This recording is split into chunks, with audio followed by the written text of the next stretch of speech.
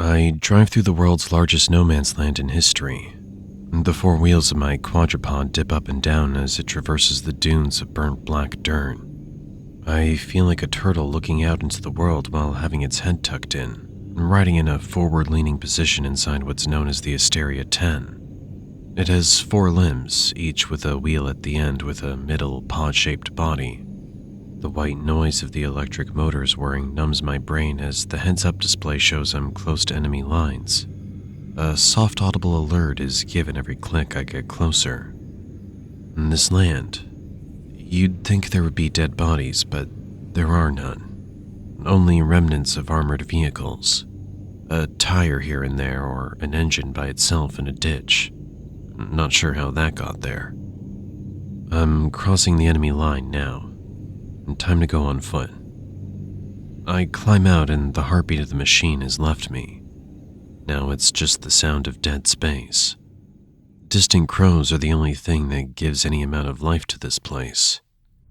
Gray sky, fog everywhere, burned dirt from artillery scattered around.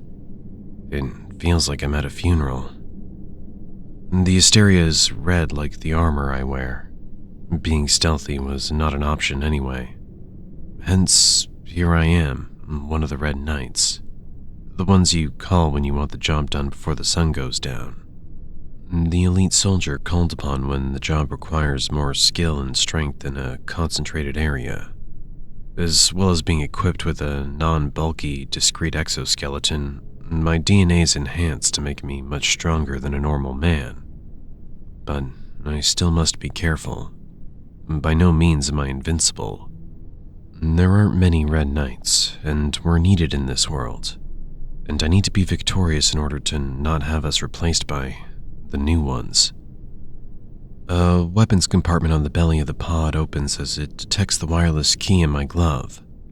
I open the weapons case and get a good look at my clean greatsword and automatic shotgun. Swinging the heavy blade over my head and onto my magnetic backplane, it sticks with a solid click. I position the hilt so it's not blocking the view of my third back eye. The eye is really a high-definition camera, but it's hooked to my brain, so it's basically my third eye. I had to have it for a year before my brain's plasticity morphed itself to accommodate and process the visual information, but it's amazing. Seeing in all directions and comprehending it. Incredible. I take my automatic shotgun and start walking. The Asteria never really turns off, only stands by and waits for voice commands. I know why I'm here. Find the last surviving soldier of the enemy, kill him, and claim this land for my country. Simple. Mostly. Only one surviving eyewitness was able to report who this enemy is with only the vaguest of descriptions. That's not the best of preparations, but knowing less could make for a more interesting fight. The story I would be able to tell could top every other one I have. An undefeated super soldier. And then there was me. But I want to know more. I want to know who this soldier is and why he's so unstoppable. Communications has been lost out here. There's no hope of calling for backup, but no one listening either. The remote monitoring systems in my vehicle and helmet are not connecting to anything but each other. I have enough firepower to handle anything, but I'm gonna try to talk first. Then, after I get the information I want, kill him. Talk nicely and carry a big stick, right? If I could walk away with more clues on how this other super soldier came to be, it could prove very... I think I see something through the fog. I begin walking towards what looks like a silhouette of someone sitting. But it's large. I get closer and it turns out to be a statue of some sort. Or an art piece. It's a giant samurai made of seemingly random metal pieces welded together. And he sits on a massive tree trunk. A nice piece of art. Amazing that it's still here after all that's happened. It's armor, though. The pieces look familiar. I recognize a piece, and it looks like it used to be a car door, warped and welded to become one of the armor he wears. I see another piece that looks like a helmet that was smelted down, another that looks like a pipe, a tire rim, a rifle, a hood to a jeep, and so many other miscellaneous metal things. There are some gaps between the metal pieces. I can't see anything inside, just voids of darkness. Is it hollow?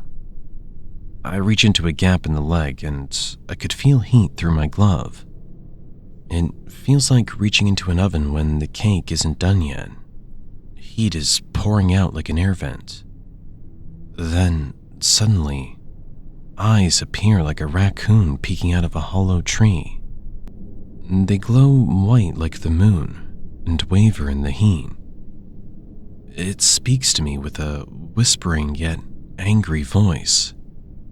How do I respond? Is this even a person? More of them appear throughout the crevices in the structure. They all speak, raising their voices. How do they all sound like their mouths are next to my ear? Are these ghosts? Suddenly, a deep booming growl from within the metal statue silences the host of voices. I step back a few paces as the samurai breathes life. He growls as if annoyed and opens his eyes, looking straight at me. I've never seen such a thing. His eyes are a vivid amber. The gray stone skin around his lips flexes and moves as he speaks. Death, snow for the soul. Bury you deep, I will do. Flee like the leaves did. That sounds like a threat. Who are you? I ask him. No. It was not that type of question. I say to him. Is this the super soldier I was told about? Are you a defender of this land? I ask him just to be clear. All who believed, gone. With no one to water it, belief fades like wind. Carry on to spring, so the spirits won't grow cold. This burden is mine. I say to him, I'm here on behalf of my country, to take this land. Are you going to stop me? Just so we're extra clear, so this riddle maker can answer a question. Yes. Well, that settles it then. I aim my shotgun at him. He lunges. I fire one round. The tip of his long katana slices upward and cuts my gun in two. The sword comes down for another hit. With a swing of my armored forearm, I deflect. He closes the distance with only 2 steps. His fist comes down on me, but I leap back and it smashes into the ground, splashing dirt like it was a grenade. Our eyes meet. He swings his blade. I duck and roll. He swings downward again. I jump back and to the left. His sword hits the ground like it weighs a ton, sinking into the earth. I grab the hilt of my own sword. He moves the katana while it's still in the ground. He swings it through the earth like a leg moves under a blanket, to the left and then up. I leap without thinking, just in time. I try to close the distance and hold my greatsword in both hands. The samurai tries to grab me with his free hand, but I slide under and beneath him. I stand up in a position ready to impale. The samurai turns around with blurring speed and shatters my visor with his elbow. I roll with the hit, then look up, and I see his blade coming down on me. I thrust my blade into his face, right up from under his chin. I think I could have gone deeper, if his sword didn't cut my left arm off at the shoulder. The samurai falls like a tall tree, landing with a hard, woofing thump that you could feel in your feet. My sword with its red hilt stands in the air, still lodged in his face. Well, this will make for a good story, especially when I recount how I picked up my own arm and carried it back home. and that marksman sliced between my armor plating. What is that sword even made out of? I'm still full of adrenaline from the fight and can't feel anything, so I figure I'd better get home before that changes. I start walking back to my vehicle. Wait. I hear something moving behind me. No. It can't be. I turn back to the giant samurai. I see him. I see his body rising to stand like a string puppet come to life. Slowly it rises with its knees buckled, arms dangling and head limp. All those eyes hidden in the armor shine brighter, glaring at me intensely through their heat waves. Please, just fall back down. The samurai's arms clumsily grab my sword by the blade with its armored fingers and yank it out. The face looks as if 100 tiny hands are stitching through his body's tissue and pulling it all together like a corset.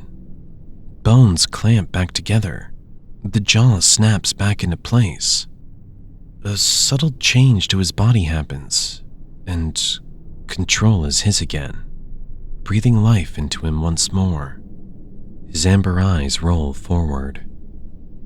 Oh no. I'm pulling out the big guns. I yell into the mic in my helmet. Asteria, heal protocol, ready grenade launcher. The samurai looks at my sword and snaps it in half with a squeeze of his hand. He looks to me with his jaw clicking into place again and gives me a smirk. The intensity of the ghost within him seems to die down. A hot white vapor comes out of his sword from the ground, and it flies through the air, only to hover in front of him like it's awaiting orders. The samurai stares me down as I think of what on earth my next move is. Run. I'm running away. I start sprinting and I tell the Asteria, Do hurdle maneuver. I forgot this guy was so tall. I can hear his footsteps getting close. I can see the headlights of the Asteria ahead of me. I tuck and roll as it jumps over me and rams the samurai. I turn around only to see he's now having a pushing match with my vehicle. The wheels turn and dig themselves into the ground. The samurai lifts up the Asteria with both arms, grunting loudly. His sword is not on him. Now's my chance. I run away and command the Asteria, Empty the barrel. I see with my third back eye the Asteria 10 fire 2 point-blank blasts on the samurai before I'm too far to see through the fog. Next thing I hear is what sounds like a chained explosion, as if all the Asteria's payload is ignited, and I see one more flash of fire. I think I'm in the clear. With all of the fog and having a head start, I could keep running east and get to where I can receive a signal and call for help. I hear a whistle of something flying through the air and the sound of screams, like from a banshee, but I can't tell where they're coming from. The samurai's sword impales me on my right side. I hear the ghost scream of rage. I drop my disembodied arm and fall on my back. I'm somehow still breathing. How? And why can I see my own breath like it's winter? The samurai approaches and looks down on me with those amber eyes and black charred skin. He shakes his head in disappointment. I feel the giant blade in my gut with every inhale cutting into my stomach like an ingrown nail into skin. Why? He asks me. Why? What does he mean, why? What, why? What? I say back to him with the miraculous strength I still have. I give him my mission statement in the most brief way I can in the condition that I'm in. Human expansion. Just kill me, I tell him with the last amount of energy I have. The samurai huffs and gives a smile. His sword rips out of my body with magic, levitating up into his hand. I want to scream in agony, but something's preventing me. He lifts his sword like a golfer ready to swing. And he does.